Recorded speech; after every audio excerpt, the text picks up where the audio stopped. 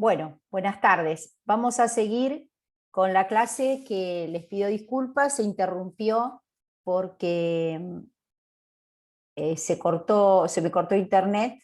Entonces, bueno, para no comenzar otra vez a dar toda la clase, la separé en parte A, que quedó grabada así, va a ser subida como parte A, y ahora vamos a comenzar con la parte B ya para terminar las últimas diapositivas. Voy a compartir pantalla donde dejamos en la parte A, que habíamos visto la parte de, comenzado con el reconocimiento antigénico, con las moléculas de HLA, y ahora vamos a responder otra de las preguntas que nos planteamos al inicio del teórico 3, que fue, ¿cómo hacemos para reconocer todos los antígenos posibles? Para eso, cada linfocito expresa un receptor de antígeno en su superficie específico para un determinado antígeno. Ese linfocito puede ser un linfocito B a través de una inmunoglobulina o de un linfocito T a través de su TCR. Los genes que codifican para el receptor de estos ambos receptores se reordenan en una librería de genes. ¿A qué llamamos una librería de genes? Por ejemplo, acá tenemos el ejemplo de una molécula de inmunoglobulina, por ejemplo, de superficie de un linfocito, y tenemos acá arriba ejemplificado cómo sería la molécula de DNA para codificar la cadena pesada y abajo para la cadena liviana. Fíjense que esta librería está formada por una serie de tomos, de libros, ¿sí? O de como si fueran vagoncitos de un tren, que tienen distintos colores. En este caso vamos a tener una parte constante, un dominio C que es constante, y un dominio variable, un dominio B, que tiene tres partes. Tiene la parte J, la parte D y la parte variable. Lo que vamos a ver que produce realmente el reordenamiento y la producción de un RNA mensajero capaz de sintetizar una inmunoglobulina, una cadena pesada de una inmunoglobulina con determinada variabilidad, va a tener distintos pasos. Lo mismo va a pasar con la cadena liviana.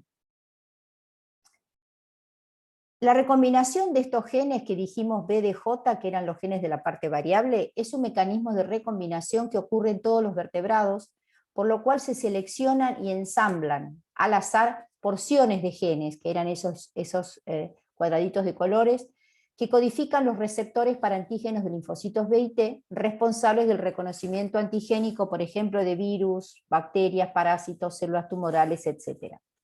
Esta recombinación específica genera un repertorio diverso de receptores, ya sea TCR o moléculas inmunoglobulinas de superficie de los linfocitos B. Acá tenemos con más detalle, por ejemplo, la librería de cadenas livianas para el humano, como tienen un montón de posibilidades diferentes. La recombinación de estos genes se puede hacer a nivel del ADN, se puede hacer de dos maneras, mediante heptámeros o nonámeros. Estos son rulos, ¿sí? Fíjense, que hacen que una parte de esto se corte, fíjense por ejemplo en este, se corta y se van a unir distintas porciones de un lado y del otro. Por ejemplo, acá se eliminó toda esta porción del genoma y se va a unir L1, B1, J. ¿Sí? Podría haberse unido B2, J, L, BN, es decir, las posibilidades van a estar dadas por este corte inicial del genoma, que va a dar lugar, fíjense, a algo más corto. La otra forma es un rulo como si fuera cruzado, uno sobre otro, un lazo, como más un lazo sería, y también como conclusión, voy a salir de pantalla completa porque ahí no lo van a ver, como conclusión se genera también un DNA que tiene una composición, un marco de lectura diferente que va a tener el inicial. Voy a volver a pantalla completa. Bueno, acá lo vamos a ver representado más simple, en donde vamos a tener una configuración de lo que llamamos la línea germinal del ADN. Por ejemplo, esto sería para una cadena pesada, que es la que está en la inmunoglobulina, fíjense que es la cadena más larga, que la inmunoglobulina tiene una forma de Y. Tenemos la cadena pesada, y la parte ¿cuál de la cadena pesada? La parte que no es constante, ¿sí? La parte que va a tener que variar para el reconocimiento antigénico. Entonces acá tenemos segmentos B, segmentos D, segmentos J, y acá tenemos los exones de la región constante, que sería la región que no nos interesa que se modifique. Va a haber una recombinación entonces de DJ, de BDJ, de manera que se va a ensamblar una cadena de ADN diferente, más corta. Y estas son las infinitas posibilidades que vamos a poder tener de recombinaciones de estos segmentos que van a dar la posibilidad de la variabilidad en el reconocimiento. Acá lo tenemos con un poquito más, les puse varias porque si no lo entienden con una, quizá con otra se pueda ver mejor. Esta me gustó porque aquí está explicado un poquito más, habla del DNA de la línea germinal. Fíjense que la región, el segmento constante sigue igual aquí a la derecha, y lo que va a variar es la porción variable de la inmunoglobulina, ¿sí? Acá lo tenemos ejemplificado, la región constante es esto que está acá abajo, y la región variable es lo que vamos a tener, lo vamos a tener arriba. Entonces, se hace, primero se une, se hace lo que se produjo antes, ese rulo que va a eliminar, y se va a formar un DNA del linfocito B. Acá tenemos la línea germinal, luego va a ser el DNA, y va a haber un acortamiento de eso, y luego va a haber una primera transcripción a RNA, que se va a formar un transcripto primario, que todavía no está completamente maduro. Este transcripto no es ya un mensajero que va a poder ser traducido a una proteína. Se necesita un segundo transcripto, que es este RNA procesado, mensajero ya procesado, en donde se remueven algunas secuencias entre J y C, que hacen, fíjense que acá todavía hay como un espacio que tiene que ser eliminado, ¿sí? Perdón, entre la región que se modificó y la región constante. Entonces acá se produce el primer transcripto, luego se produce un RNA mensajero ya listo para leer, y aquí se produce, por ejemplo, en este caso de esta diapositiva, era una cadena, el polipéptido, la proteína correspondiente a una cadena liviana. Y luego tiene que ensamblarse, dos de estas cadenas livianas se tiene que ensamblar a las cadenas pesadas. Acá está exactamente lo mismo, fíjense, esta es la cadena liviana y esta es la cadena pesada. Pasa lo mismo, genoma original, hay un reordenamiento en la diferenciación de los linfocitos B. Ahora les voy a mostrar en dónde se produce todo esto. Luego hay un genoma reorganizado, ya, que era el segundo que teníamos antes. Luego hay una transcripción, que es el primer transcripto primario. Luego hay un mensajero RNA maduro, que se produce por este pasaje del primer transcripto al segundo, se produce por splicing. Y luego hay una traducción a proteínas, a la proteína que ya sea la cadena pasada o la cadena liviana.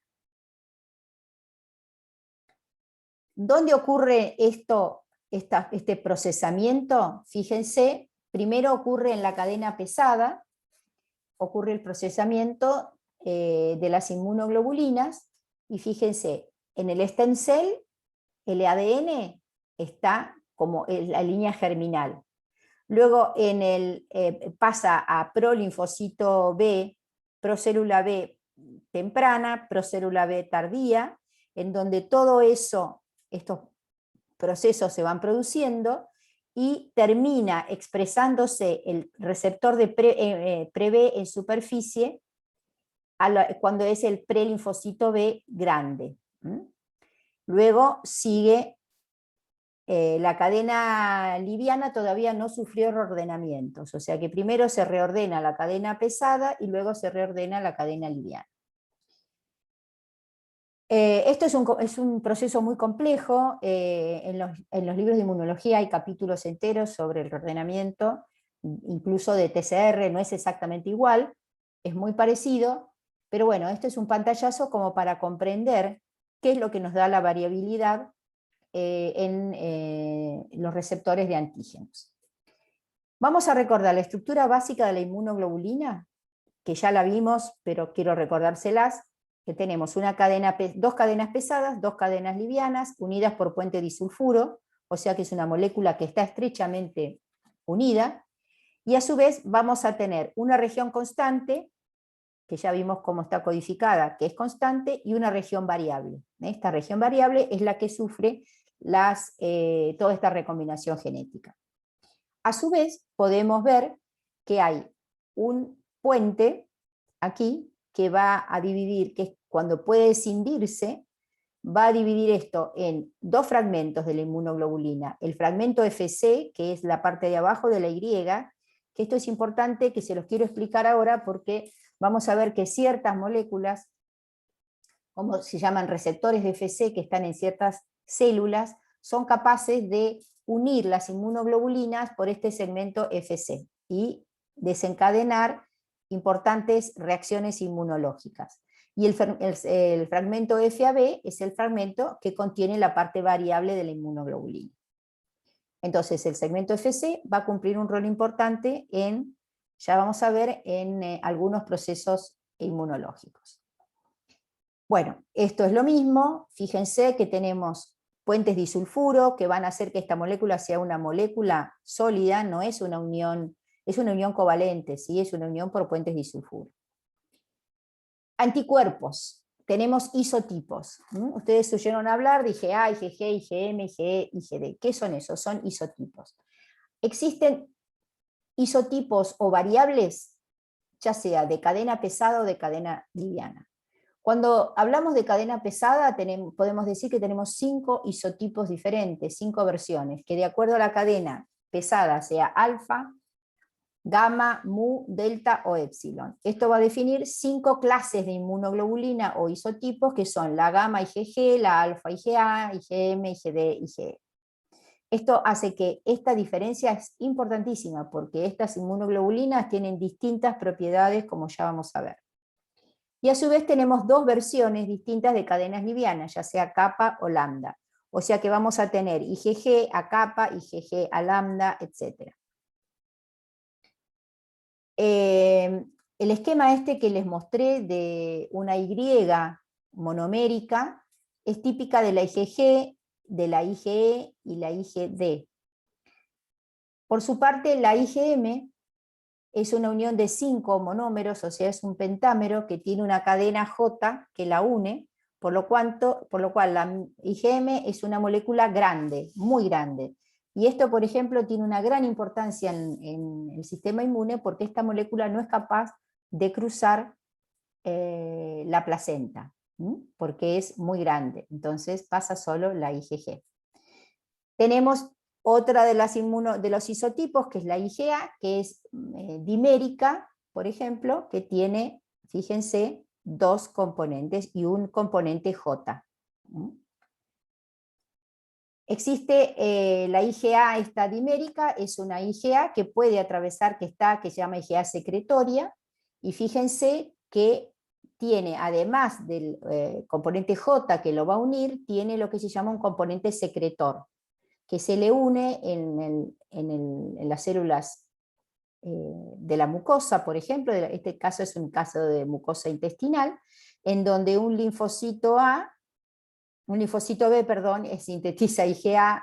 Este es un linfocito B ya maduro, plasmocito, que va a sintetizar el dímero unido por la cadena J, cruza la membrana basal, esto que está en la lámina propia del intestino, llega a la mucosa. Por la parte inferior de la mucosa se le va a unir el receptor de secreción, que hace que, fíjense, que se engloba en una vesícula, cruza la célula del epitelio intestinal y sale por la luz del intestino. Y este dímero, con el componente secretorio, hace que se le unan antígenos pueda reconocer antígenos, esta IgA, en la superficie de las mucosas. Y esto tiene mucha importancia en la protección inmunológica de todo aquello que entre por las mucosas, la mucosa oral, la mucosa vaginal, todo esto tiene mucha importancia. En el intestino, por ejemplo, también en la leche materna existe este proceso en el epitelio de la glándula mamaria. ¿Cuáles son las funciones de los anticuerpos? La función principal de los anticuerpos es neutralizar el antígeno, es decir, unir al antígeno, neutralizarlo y que esto después se destruya. Por ejemplo, acá tenemos un ejemplo de la neutralización. Primero ocurre la infección de la célula por un microorganismo, el receptor de la célula lo va a reconocer, se va a infectar y fíjense cómo acá un anticuerpo va a captar ese antígeno, bloquea los microorganismos que están circulando, porque ese antígeno, ese anticuerpo que está, o molécula de receptor que está pegado en la superficie, va a reconocer y va a haber anticuerpo luego circulante que va a captar a todos esos microorganismos. Fíjense, esto ocurre por ejemplo con una bacteria, ocurre lo mismo si esto fuera una proteína, por ejemplo una toxina bacteriana. Es reconocida en el receptor celular y esto produce, por ejemplo, mata la célula esa toxina. Sin embargo, si tenemos anticuerpos circulantes, esos anticuerpos circulantes van a bloquear la toxina, entonces esa toxina no va a unirse al receptor celular.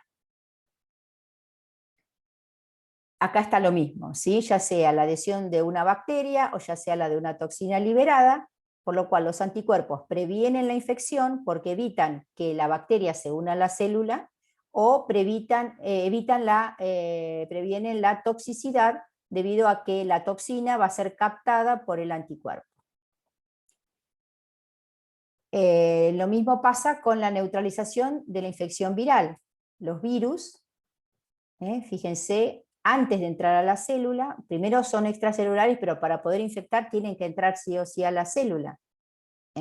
Si tenemos anticuerpos circulantes contra los receptores, por ejemplo, superficiales de los virus, supongamos que este es un coronavirus y esto que tenemos acá son las proteínas de Spike, que son las proteínas que van a usarse para entrar a la célula. Fíjense que si tenemos anticuerpos, estos anticuerpos van a bloquear esas proteínas de entrada y entonces no se va a producir la infección. Si no tenemos anticuerpos, el virus, fíjense acá al principio, el virus se va a unir al receptor específico para el virus de la célula, se va a entrar y se va a producir infección. Entonces esto es importante porque los anticuerpos circulantes van a neutralizar también las infecciones virales. Otras funciones que tienen, son mediadas por anticuerpos, es unidos antígenos particulados, es decir, serían uniones antígeno-anticuerpo, es la opsonización o facilitación de la fagocitosis, la activación del complemento y la citotoxicidad dependiente de anticuerpos.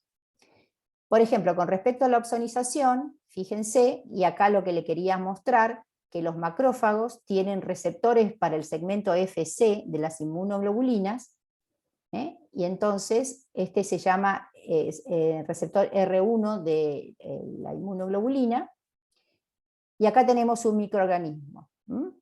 Si yo no tengo anticuerpos, esta fagocitosis existe, pero es una fagocitosis más ineficiente. Sin embargo, cuando yo tengo anticuerpos, fíjense que acá hay IgG que une estos microorganismos, entonces fíjense que el macrófago va a unir, o sea, va a poder retener esos microorganismos que están unidos a inmunoglobulina, fijando esas inmunoglobulinas a través del receptor Fc.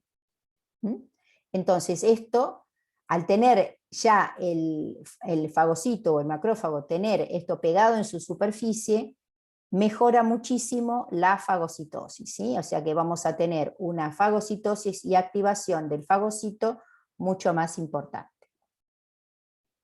Acá está exactamente lo mismo, como el anticuerpo facilita la opsonización a través de la unión al receptor de Fc. El otro mecanismo que hablamos, que es la citotoxicidad mediada por anticuerpos, que es ADCC. Acá vemos, por ejemplo, esto ocurre en el caso, por ejemplo, de una célula infectada que expresa en su superficie un antígeno y se le va a unir un anticuerpo.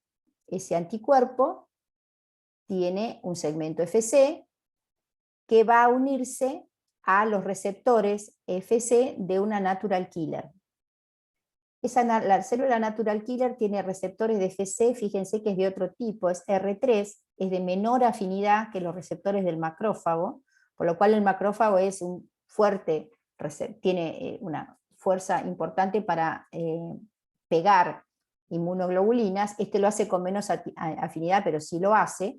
Entonces fíjense cómo el natural killer va a unir en esos receptores para Fc el segmento Fc de inmunoglobulinas que están pegados a los antígenos de una célula infectada. ¿Cuál es la acción del natural killer? Mandar todos estos gránulos que tiene adentro para destruir la lisis, producir la lisis o destruir la célula infectada, que estaba recubierta por inmunoglobulinas. Acá está exactamente lo mismo, el anterior era del libro de Abbas, este es el libro de Reut. Fíjense, tenemos una célula que expresa antígenos en su superficie, se le van a pegar anticuerpos, el natural killer tiene estos segmentos, unos receptores para Fc de tipo R3, se van a unir estos segmentos Fc de las inmunoglobulinas. Este natural killer, al unirse, esto se va a activar y va a lisar esta célula que va a ir a la apoptosis.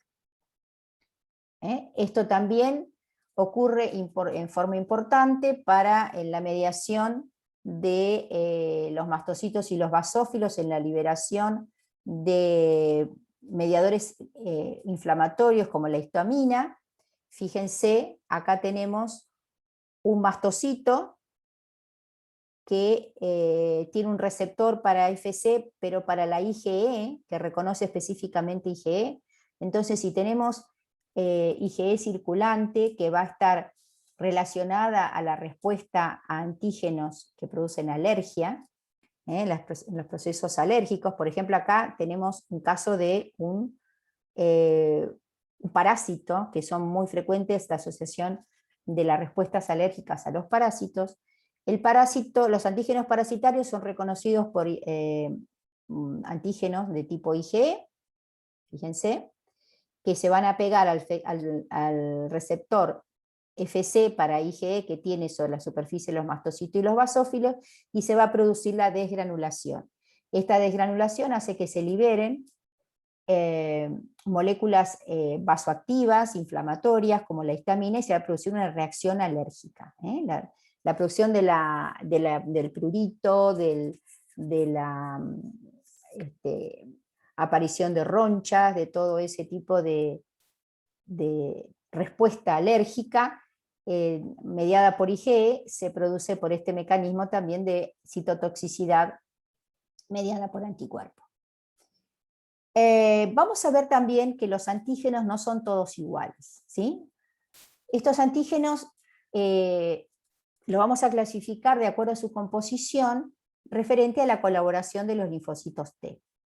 ¿Por qué? Porque dijimos que los linfocitos T eran capaces de reconocer antígenos proteicos únicamente. Entonces, los antígenos proteicos los que vamos a llamar T dependientes, porque sí o sí van a activar la inmunidad mediada por linfocitos T.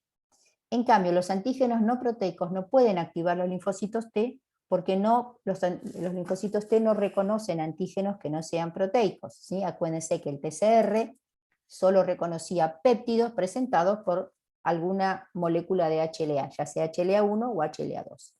Entonces, vamos a tener que los antígenos proteicos son específicos para los linfocitos T y son T dependientes. En cambio, los antígenos no proteicos no requieren linfocitos T y pueden ser T independientes tipo 1, que son, por ejemplo, antígenos policlonales producidos por muchos clones y funcionan como mitógenos, por ejemplo, el lipopolisacárido, Y también los T independientes de tipo 2, que son activadores monoclonales, como los polisacáridos del neumococo. ¿Qué importancia tiene esto?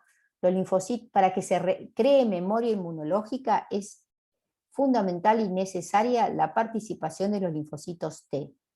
¿Por qué? Porque necesitamos activar linfocitos T helper que producen ciertos citoquinas que actúan en el desarrollo de la memoria.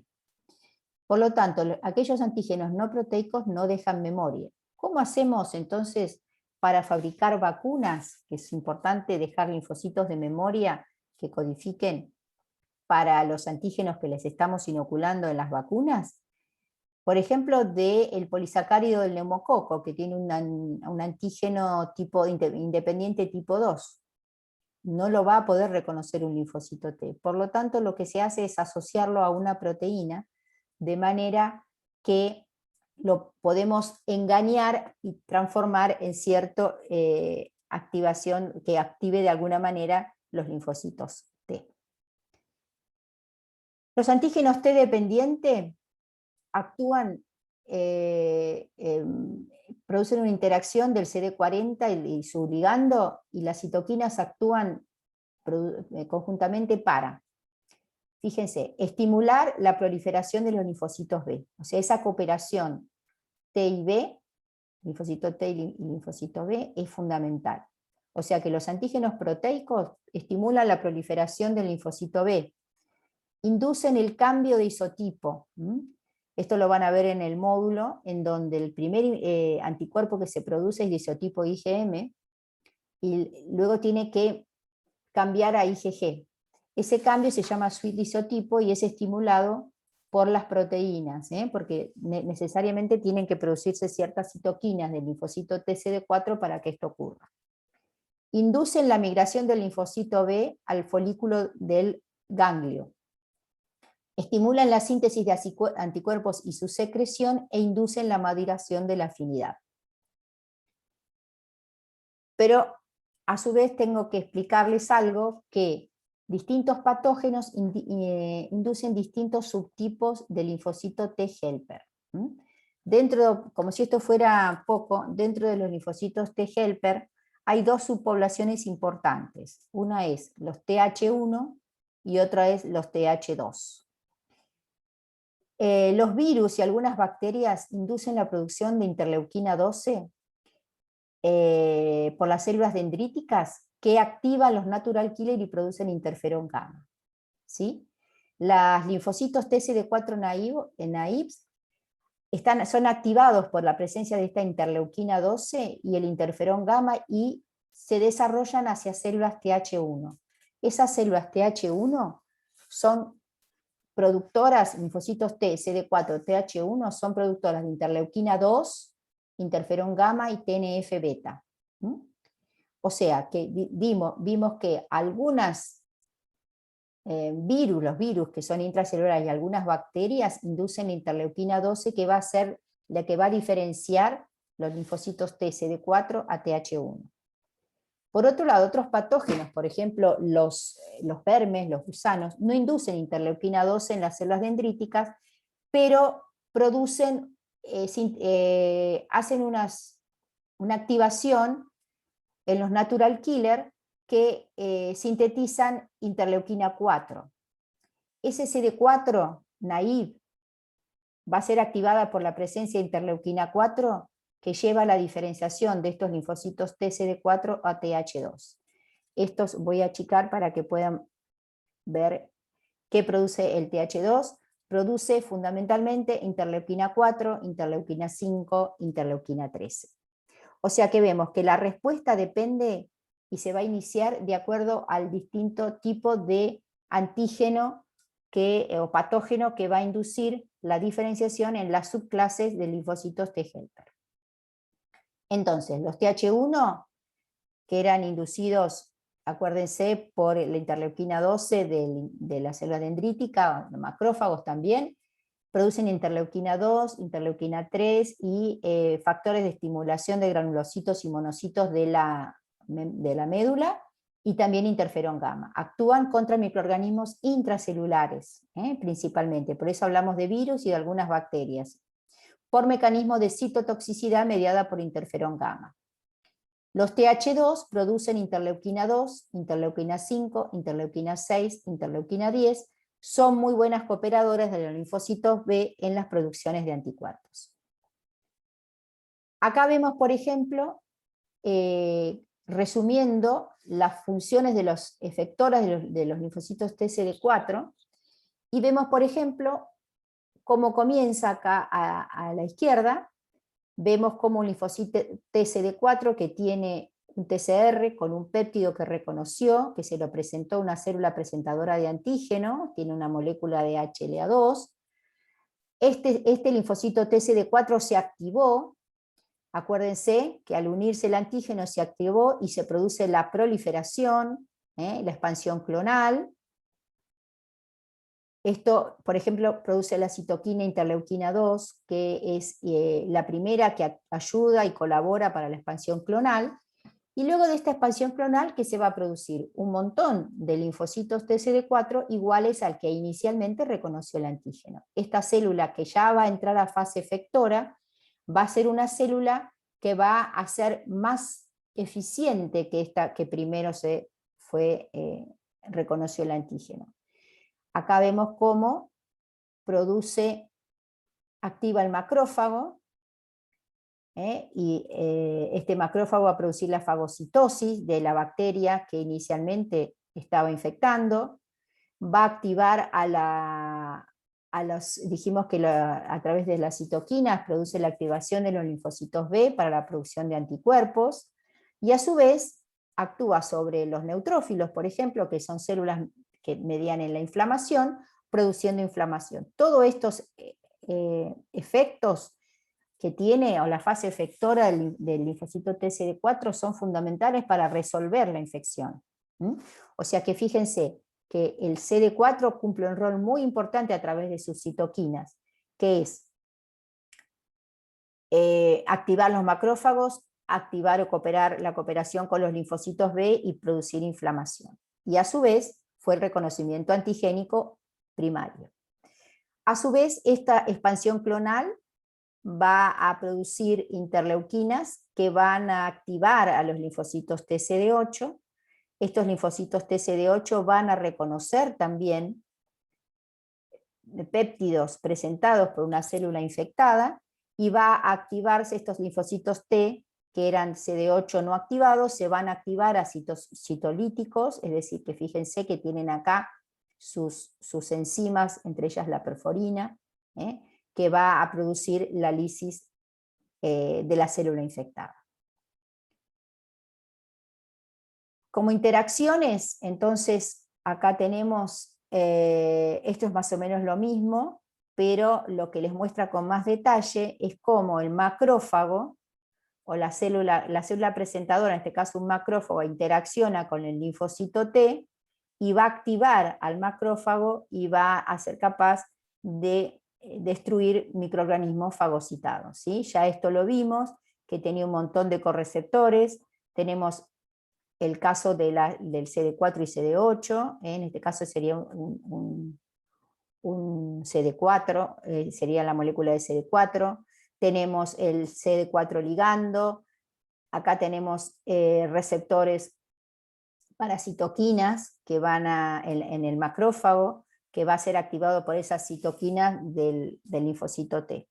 Entonces fíjense que el macrófago activado es un arma tremenda para el sistema inmune, es el que termina de resolver muchísimas de las infecciones que producen cualquier tipo de microorganismo, ya sea intra o extracelular, porque termina fagocitando también las células que fueron destruidas por apoptosis. Y acá, por ejemplo, cómo actúa con la inmunidad humoral. Fíjense que el linfocito B también es una célula presentadora y también interactúa a través de un montón de ligandos, de abrazos que se da con el linfocito T, que terminan activando al linfocito B, transformándolo en célula plasmática o plasmocito, que es un linfocito B que ya directamente no va a reconocer antígenos, sino que simplemente está enfocado en la producción de anticuerpos para exportación. Fíjense qué diferencia hay con el linfocito B, Primero, que es el linfocito B de reconocimiento, donde acá este linfocito B está enfocado en encontrar con sus inmunoglobulinas de membrana, en fijar anticuerpos. Pero por otro lado, ese linfocito B también es una célula presentadora, expresa HLA2 en su superficie. Entonces el macrófago o una proteína cualquiera, vamos a tener pegada acá a la HLA2, que va a ser internalizado, va a ser procesado y va a ser expresado. Entonces acá hay una unión del linfocito T que le está presentando este péptido acá a la molécula de HLA2. Digamos, perdón, al revés, la molécula HLA2 le está presentando al linfocito T, que va a ser una de las formas de interacción, por otro lado, el CD4 y los receptores de citoquinas que van a activar acá al linfocito B. Esto produce una activación en la producción de anticuerpos. Acá ya lo vimos, lo de los macrófagos, pero les quería recordar cuáles eran las activaciones que se producían en los macrófagos. Aumenta la expresión de coestimuladores, que son las moléculas de B7, que dijimos que eran ligandos de los linfocitos. Aumentan la lisis de microorganismos fagocitados a través de la producción de sustancias tóxicas para los microorganismos, que muchos de ellos son sustancias compuestas por distintas moléculas de oxígeno, por ejemplo agua oxigenada, oxidrilo, oxígeno triplete, o sea que hay un montón, esto lo tienen en el módulo, y también lo vimos en la primera clase de respuesta inmune. Luego el macrófago secreta citoquinas, fíjense, interleuquina 1 y TNF, que son moléculas proinflamatorias, interleuquina 12, que tiene importancia para la activación de los linfocitos T, y aumenta la expresión de moléculas de HLA en su superficie. Todo eso hace esta activación de los linfocitos, de los macrófagos mediados por linfocitos T. También la diferenciación de los CD8, que lo vimos, como la unión de un CD8 a un macrófago, que le está presentando al linfocito TCD8 péptidos a través del CD28, del B7 y de todos los coestimuladores, y citoquinas que se producen se diferencian en linfocitos citotóxicos. Estas gránulos son los que van a producir la muerte apoptótica de la célula infectada. Entonces, resumiendo cómo actúan los CD8, va a haber un reconocimiento antigénico que está presentado por una célula presentadora, el linfocito T. Esto ya en la célula target, por ejemplo, una célula con una infección viral. Se produce la activación a células citotóxicas. Fíjense que este linfocito T va como a concentrar los gránulos cerca de la célula donde la tiene unida a través de esta unión de los receptores y correceptores con esta célula infectada. Luego le manda el beso apoptótico, le manda el beso letal, que le tira todas estas moléculas. Fíjense que se separa, y esta célula ya con estas perforinas y todas estas moléculas enzimáticas muere. Entonces esta es la forma que el reconocimiento antigénico de un linfocito TCD8 termina matando la célula, por ejemplo, infectada con el virus, y frena la infección. Bueno, acá expresa un poquito cómo estos gránulos de perforina son exocitados, y fíjense que esta perforina produce un canal osmótico, crea un canal osmótico en donde sale calcio y agua, entra calcio y agua a la célula y se produce la lisis, la rompe. Y acá es la última diapositiva en donde vemos todo esto que lo teníamos acá, que era un macrófago con células, con linfocitos TCD8 pegados que lo está lisando. Acá tenemos, fíjense, linfocitos T citotóxicos, tenemos los gránulos liberados, ¿sí? Y acá el macrófago siendo atacado, por ejemplo acá, por 3 linfocitos T citotóxicos. Y esto hace que se pueda resolver la infección. Bueno, voy a dejar de compartir pantalla y ya para terminar me quiero despedir de esta clase de inmunología. Les quiero decir que cualquier duda lo consulten con sus docentes en las clases, que tengan un poco de paciencia porque inmunología todavía no comienza, creo que va a comenzar la otra semana. Y van a poder repasar todos estos conceptos que están en el módulo también explicados con preguntas y con actividades que van a hacer que comprendan. Por cualquier otra duda, también me puede consultar a través de la PEDCO mandándome mensajes y podré resolver o no las dudas que ustedes tengan. Bueno, les deseo un buen día.